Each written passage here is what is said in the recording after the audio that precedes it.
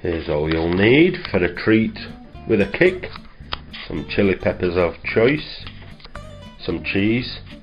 I like mozzarella because it goes all gooey when fried, but you can use any cheese really. You can also mix it with any herbs and spices you like, but for this recipe I'll just stick with the standard cheese, bit of corn flour, an egg.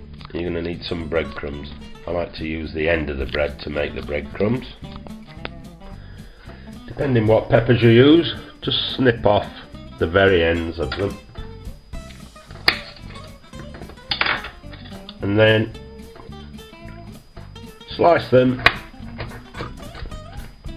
all the way down, not through the other side though.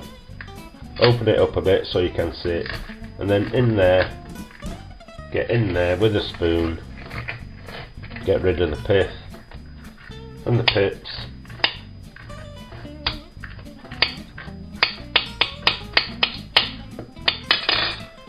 so that you've got a receptacle ready for your cheese.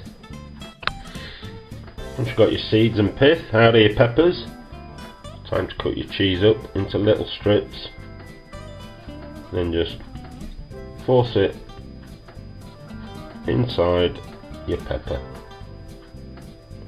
using little bits like I do just to fill the little top and bottom bits. Pepper's stuffed, it's time to beat an egg into a dish. Put about a tablespoon of water in there as well. Put your corn flour there and your breadcrumbs. Then you're going to dip your pepper into your egg, into your corn flour.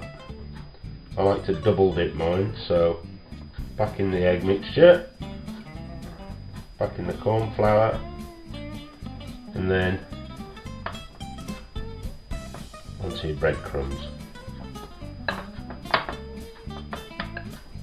Get it thoroughly coated, and that is then ready for the deep fat fryer. Once you've got them coated, it's time to put them in your deep fat fryer. If you haven't got a deep fat fryer, use a pan of oil instead. Want to be about 180, which is the same sort of temperature you'd be cooking chips, fries, whatever you call them at.